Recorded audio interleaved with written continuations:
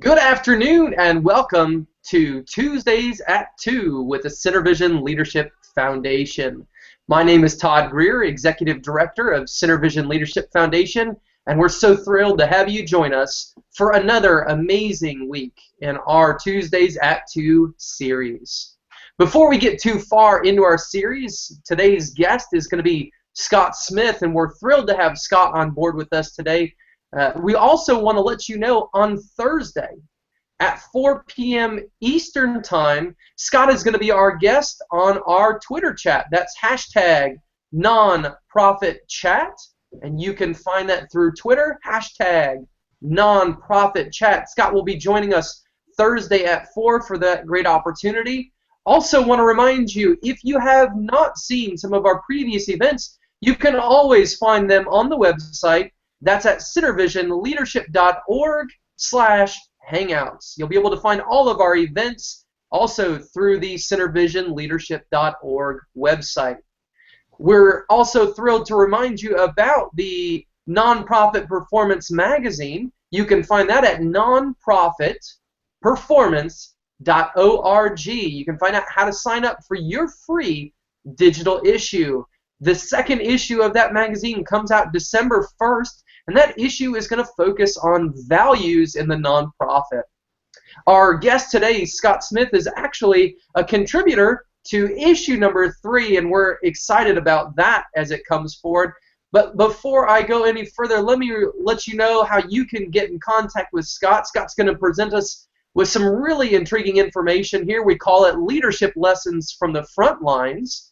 And you can find Scott on Twitter at Scott Stanley SMI for Smith, SMI, Scott Stanley SMI. That's his Twitter user handle. And you can also find out information about what he's going to present today, the Extraordinary People book, and that's extraordinarypeoplebook.com. So without further ado, Scott, thanks for joining us.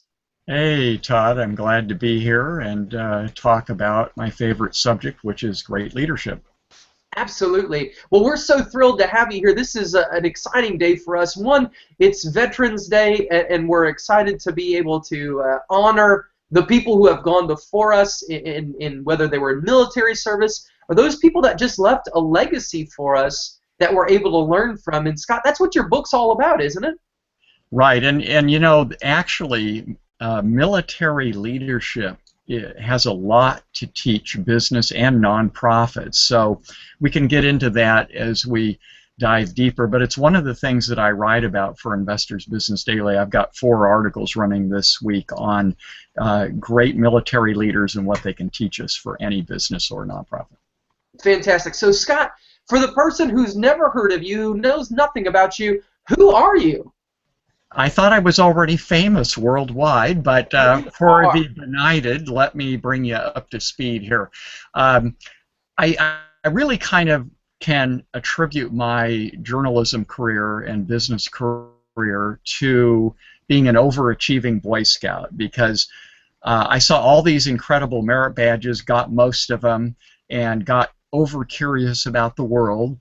And then by the time I got to college, it made it hard to pick a career because I had too many interesting things going on. But my first real job came after I dropped out of college, along with Bill Gates and Michael Dell and my fellow famous people.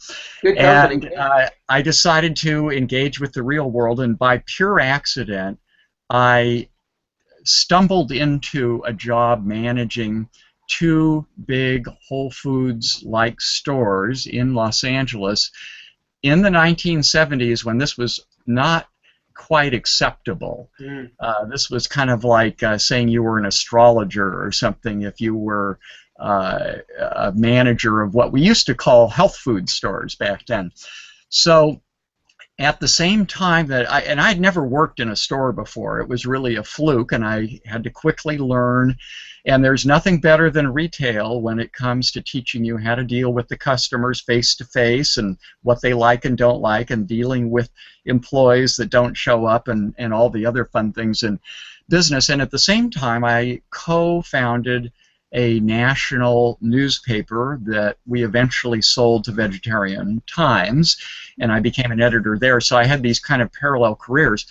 What's important about that is that it helped me understand business management and nonprofit management. We were largely nonprofit, not by intention, at both the stores and the newspaper. So I know what it means to kind of have a frugal budget and have to really be fierce about your prioritizing. Now, I took that knowledge into the second phase of my career, which was to do financial PR or business PR for 85 public companies at an investor relations agency from 1983 to 1997. And that taught me what Wall Street demands, what public companies have to do to get investors, and the pluses and minuses of going public. Now, all of that really laid the foundation for my business journalism career, which was really launched in 1998. I landed an interview with Howard Schultz of Starbucks because he had his first biography out, and that one thing led to another, a little smoke and mirrors, and I got interviews with Bill Gates and Michael Dell and Lee Iacocca and Meg Whitman, who was then at eBay, and a lot of the other great CEOs. And what I began to learn was that there's a big difference between the great leaders and the ordinary managers. Jim Collins has written a whole series of books, Built to Last, Good to Great, on the difference between kind of the number one company in a field and the number two, which kind of boils down to, if you want to be a great leader and have a great company, you need to have an idealistic vision and mission for what your company's about. The number two player knows exactly what the number one is doing. There's no secret formula, but human nature interferes, and they can't get around or can't get past the internal departmental politics, and then they want to shove as much of the workload on their assistant, and all the other things.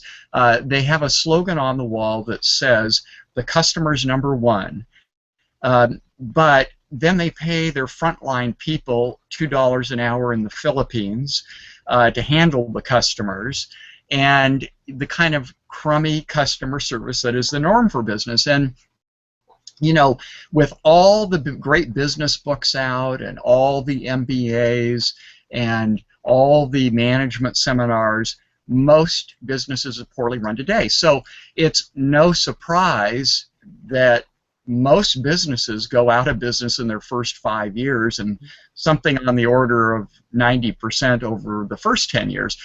And most executive recruits who are processed very, very carefully before they're hired, within 6 months or so, they're disillusioned with the company and vice versa.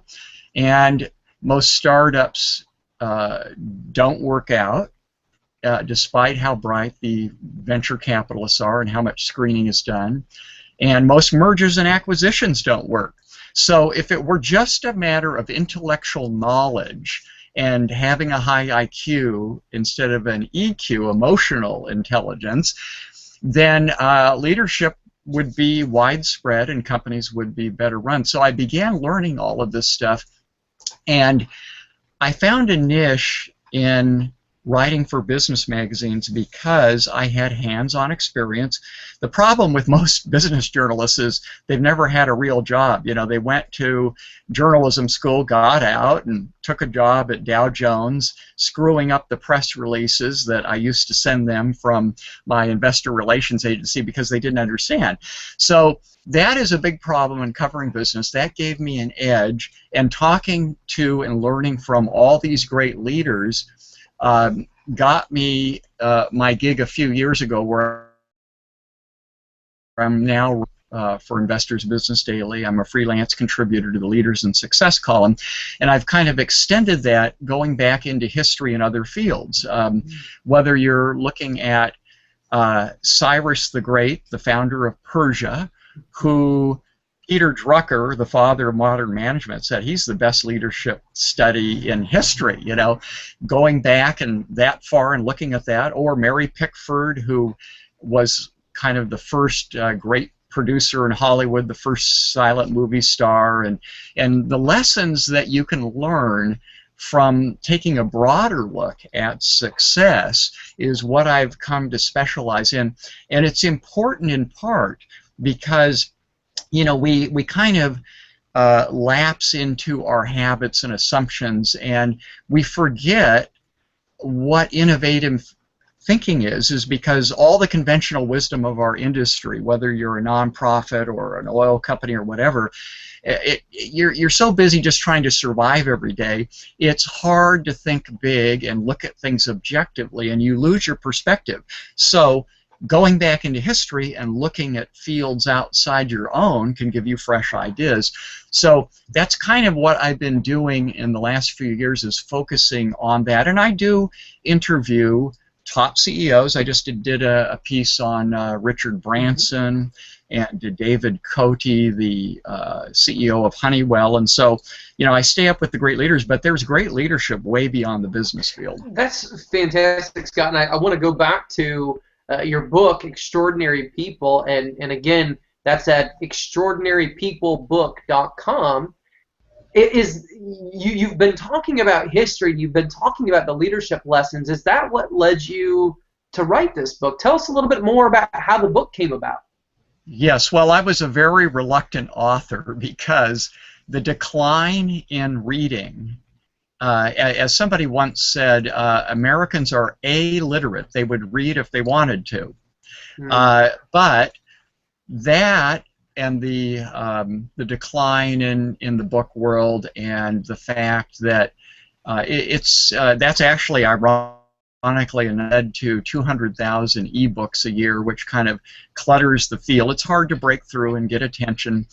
And I really didn't want to write a book that nobody was going to read. So, but the problem was 1,300 words in Investor's Business Daily to talk about the lives of great people and what you can learn from them. It's not enough. It almost turns out into leadership haiku, where I can just highlight a few things in their career and hint at a few things, and then, you know, I had a lot of readers say, hey, I love these, but, you know, can't you dig into this a little deeper? How about a book on the subject? So I don't own the stories because I'm just a freelance contributor, and so I thought of, and the other thing that led to my writing the book was, as you know, I'm a history buff, and Investor's Business Daily doesn't have as much of that interest in the wider, deeper historical stuff. So I had a lot of ideas that I had pitched and they weren't interested in. So I thought, well, I can, if nothing else, I'm going to have fun writing it, and I'm going to learn, because one thing I've learned in doing all this writing is I start out like most people, not knowing much about the subject. You know, I have the headline, and we all think we know what this person's about, and my experience is that the giants of contemporary business and the giants of history in every field are just full of surprises. They're incredible people, and they're inspiring, and I want people to read biography. This is kind of, these chapters are 2,600 words, easily digested. I want to give people a taste of inspiring biographies, because then they might want to go out and start reading full. And I think that if you are a leader, especially in the nonprofit sector, you really need a lot of inspiration and resilience, because it's a tough gig managing a nonprofit. Scott, if you could real quickly just throw a couple names out that you spotlight in this book, if you don't mind. Yeah, you're asking me to pick my favorite children, so well, I actually did. This is another reason you can read some of your material sometime. I was given an opportunity to interview Ray Charles before he died, but my idiot editors at a magazine that will remain nameless decided he wasn't important enough because he'd kind of faded a little bit from the scene. This was before I think it was the 2004 movie Ray, which showed everybody what an amazing life this guy had. You know, he was blind, I think, at age 10 or something like that, and his mother basically said, "Hey, I'm not helping you. You're going to have to learn to get around. I'm not going to be around forever. You go figure it out." And so he literally stumbled his way to success and built his confidence and became one of the great musicians of all time. So he's in my chapter on overcoming adversity. And, you know, when you read these kinds of stories, you realize, you know something, I don't have it half so bad. Likewise, I love American history, and one of my favorite guys is somebody that a founding father nobody's ever heard of, Gouverneur Morris, and he was the guy who really wrote the Constitution, which was not an easy thing. I mean, the Declaration of Independence, Jefferson was kind of given a free hand to do it, and then they revised it a little bit. But the Constitution was a very complicated document because of the stakes that were involved with the power shift from the states to the central government, and he had to kind of appease all the different factions. But it's really his wording, and he was a super colorful guy who believed that you need balance in your life. And he was just this giant figure in history. He was one of the very few founding fathers who spoke out against slavery through the whole Constitutional Convention. He was telling them, hey, this patchwork solution you've got to slavery here is not going to work. It's going to create a problem. It's going to blow up in your face eventually. So it gave me a chance to write about these people and what they did. And there's another thing here about learning about great people, whether they're from history or the past, and that is, or for the contemporary leaders, and that is this. If you have a cocktail version knowledge of somebody's biography, it gives you a chance to connect with other people, whether it's your donors at a nonprofit, your customers in a business, your employees, your vendors. You've got something in common to talk about, and you start learning about people. Wow, you find out you've got other things in common. And I think this is kind of that, and the building the resilience are kind of the two great reasons to read inspiring biographies. And so my little book, Extraordinary People, real-life lessons on what it takes to achieve success, makes it easy for people to kind of get into biography and see the value of it. Scott, I think that's such a great point, and I think, as you put it so well, there's so many things that we can learn from the people who have gone before us. And what I found really intriguing about this book as I was reviewing it is the fact that there are some names that we're very familiar with. I mean, as you mentioned, there's the Ray Charles. You know, there's people like Jackie Joyner-Kersey or General MacArthur. But there are a lot of individuals, just as you mentioned, Governor Morris. Mm-hmm. Okay. As I read it, I thought, who are these people? And yet, what you do so well is you've encapsulated them, and you've given us learning points, okay? And I think that's something that's really intriguing. We recognize that as individuals that are very busy, it's very important for us to think about what's my takeaway. And for the nonprofit leader, Scott, you do something that's really beneficial in my part. You give us a takeaway. Each chapter ends with some really intriguing stuff. And what I want to do is, over these next few minutes, I'd like to pinpoint a few chapters and a few topics that I think really stick out to the nonprofit leader, if you don't mind. Yeah. Okay, great. So you touch on this idea at the very outset of the book, and I think it's such a powerful message about create something new. And in that, you pinpoint two individuals, and I know for lack of time, or for time issues, we're going to go ahead and I'll let you choose which one you want to go with. But we've got Reed Hastings, who is the CEO of Netflix, and we've got a lady by the name of Martha Harper.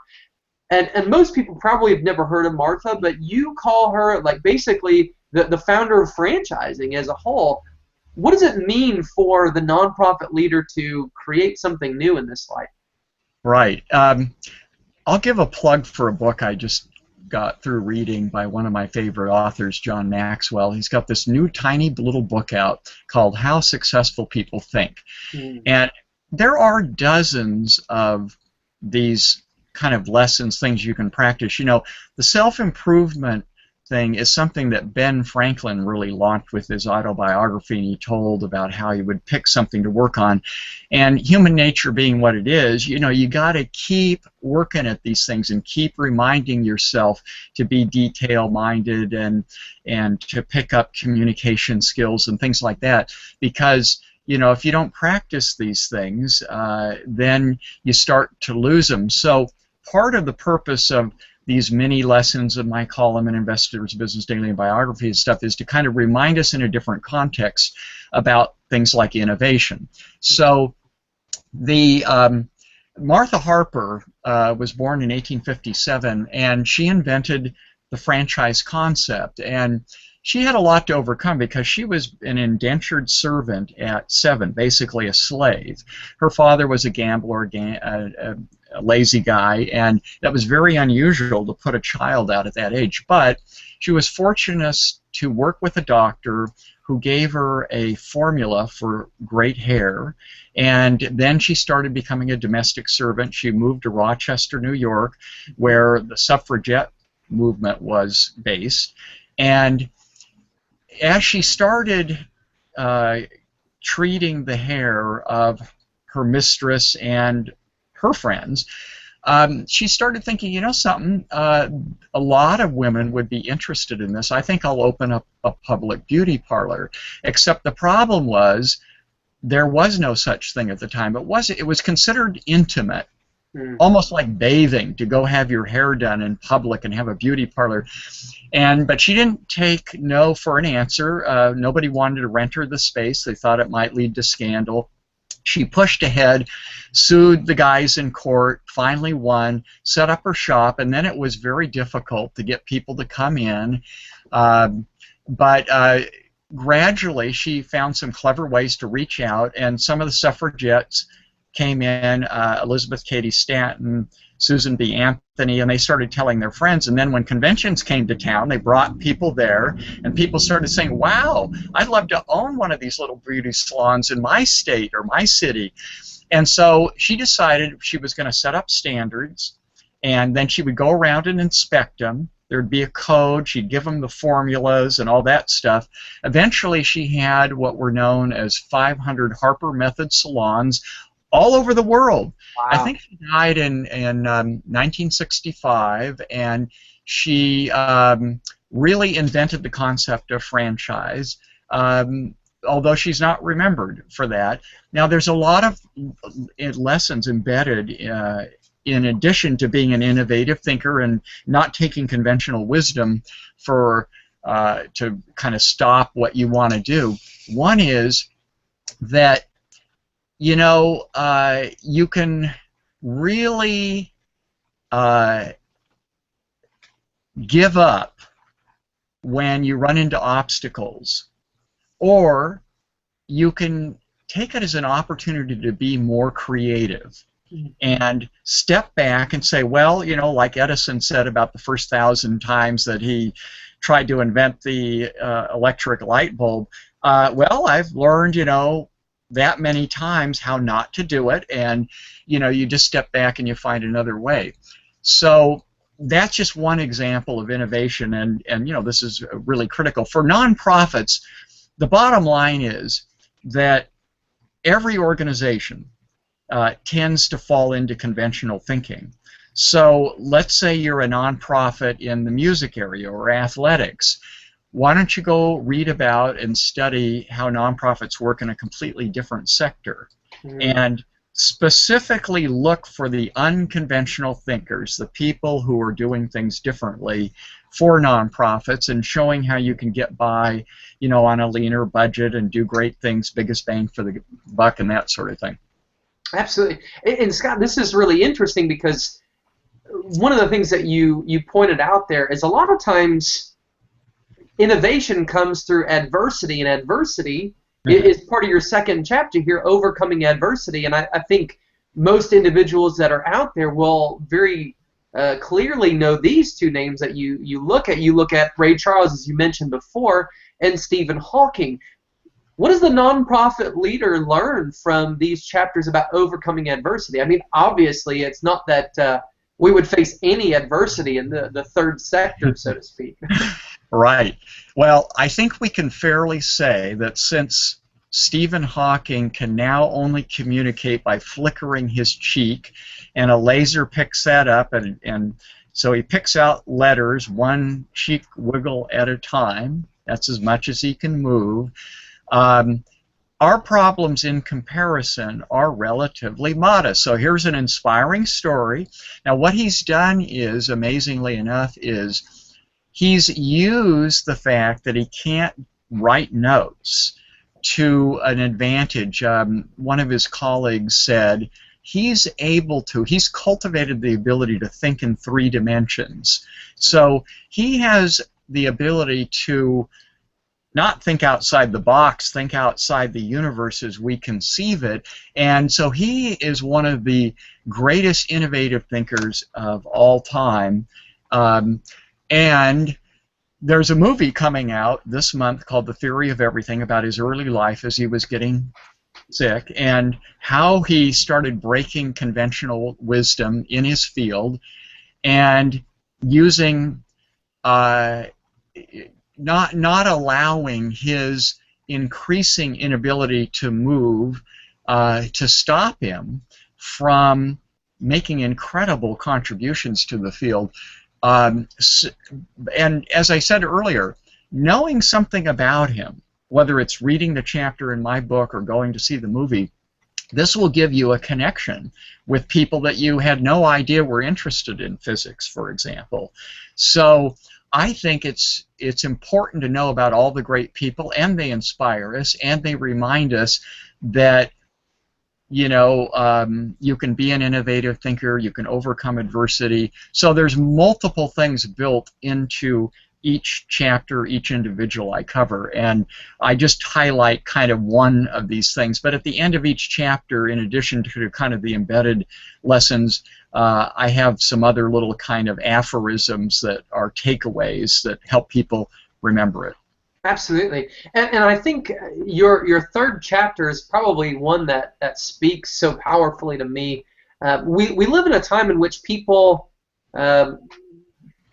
we think we've got to do it on our own, and for nonprofits, that's something that we recognize we have to begin to think differently. If we're not thinking about alliances and building alliances, as chapter 3 is titled, then we've got issues, because there are times that we need to come together with other community organizations, with other, not just nonprofits, but we need to think about public-private partnerships. We need to think about how do we work with our governmental organizations, how do we work with our entrepreneurs, and you point that out in chapter 3, and you give us Gouverneur Morris and Catherine the Great. What does a nonprofit leader learn about building alliances from either of these? Yeah, well, let's take Catherine the Great. Most people have heard of her. They know she was the Russian empress in the 18th century, and beyond that, few of us would know anything, and I certainly didn't before I started writing about her. What she's a great example of is, if you come from another culture, the importance of immersing yourself in the culture, not just intellectually learning about it at a distance, which she could have done because she was German nobility and she was brought into Russia, and her husband, who she overthrew, actually, he was very, he didn't have much regard for anything Russian. And so she learned the language, she converted to Orthodox Christianity from Lutheranism, and she actually did a completely outrageous thing. She began building alliances not just with the nobility, but with the peasants. She would allow any peasant to come up to her and make a complaint face to face. Also, she began mending fences with Russia's traditional enemies. And it's a lesson in seeing the glass half full. It's easy to see the faults in other people and what they did wrong and everything. You know, it's the same thing in Congress. You can find fault with the other party. And yes, how are you going to accomplish anything when you need help. And it's the same thing in business. The problem with being an idealist is you can isolate yourself. You know, you can end up being Ralph Nader in Florida, where you get, you know, a few percentage points, and then you throw the election to somebody that maybe wouldn't have won it without your participation. You have to look at you know, are you being realistic, or is your being a purist really harming your cause?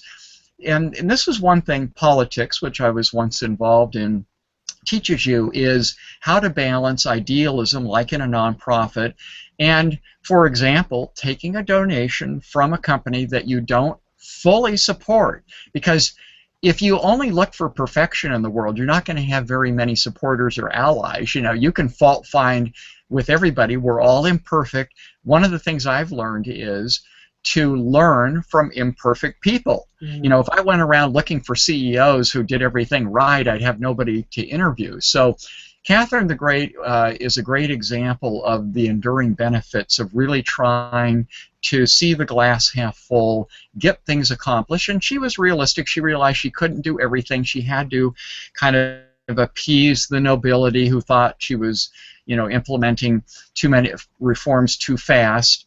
But there really is a huge payoff. Yeah, Scott, I want to move on to the last chapter that we're going to have time for today, and we talked at the outset about today being Veterans Day and the value and importance that we as a nation need to ascribe to our military, to those that have gone before us, and appreciate their sacrifice.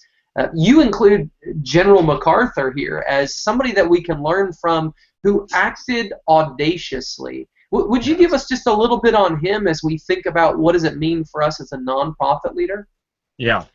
Well, so the important word is act, because you can have all the bold plans you want if you don't take some action. And I included him because there's a great new biography by Mark Perry called The Most Dangerous Man in America about him. And I, along with most Americans, really have the wrong idea about him, because we remember he was fired by Truman for defying civilian authority during the Korean War. But what we should be remembering for is he is arguably the greatest military field leader in World War II. He designed and implemented the island hopping strategy against Imperial Japan, and he was a very courageous guy. And even when he had to retreat from Corregidor to Australia, and he left the Philippines, and people don't realize he actually won the Medal of Honor for that, because he did many brave things to try to minimize the casualties and preserve the Allies' forces, and it was a strategic retreat. And ultimately, his strategy worked because it was the first major joint air, land, and sea campaign in history, and it was brilliantly implemented with a lot of great field managers under him. And to a great extent, our victory over Imperial Japan was due to him, and that's what we should remember. And it was a very, very bold strategy. I mean, one of the keys was that, and this is a lesson for nonprofits, is, you know, not every battle is all that important. Pick your battles. He went island hopping. He would bypass certain islands that he figured he didn't really have to have, but wasn't worth the sacrifice. He picked the key places like Guadalcanal and Okinawa and Iwo Jima and stuff, and he concentrated the forces there. And you know, fortunately back then people weren't as squeamish about sacrifice. And the same thing with the Civil War. You know, modern Americans really have no idea of sacrifice, but nonprofit leaders do. It's all about sacrifice to achieve the ideals. So, you know, great leaders will be able to inspire absolutely incredible achievement. So that's kind of the lesson to take away. Fantastic. Scott, thank you so much. I think there's so much here in the Extraordinary People book for us to learn from. I think you've really encapsulated that in such a way that it's attainable for each of us to be able to read. It's quick enough that we can get through it and not feel bogged down. But there's so many takeaways that I think that are so important to us as a nonprofit leader to think about what does it look like in our organization. And I think that value is always to look back to those who have gone before us and think about how do we learn life lessons and how do we learn organizational lessons from the things that we've done. So thank you very much for that. It's been a lot of fun, Todd, and we'll talk again sometime. Sounds great. Folks, I want to again remind you, you can reach Scott Smith on Twitter at Scott Stanley SMI. That's his Twitter handle. You can reach him there. He's communicating there, and you'll find out more information about his continuing series with Investors Business Daily. Please make sure you check out his book. That's at www.extraordinarypeoplebook.com. And again, I want to remind you, Thursday at 4 p.m. Eastern Time, Scott's going to be joining us for our hashtag nonprofit chat. You can always find us twitter.com, hashtag nonprofit chat. We'll be leading a discussion from 4 to 5 p.m. Eastern Time, and we'd love to have you join us for that. Again, I want to remind you that our second issue of the magazine, Nonprofit Performance Magazine, is going to be launching on December 1st. Make sure you go to nonprofitperformance.org and sign up for your free digital issue. Again, I'm Todd Greer, Executive Director of Center Vision Leadership Foundation, and thank you so much for joining us for our Tuesday at 2. Hope you have a great day, and thank you to all of our veterans.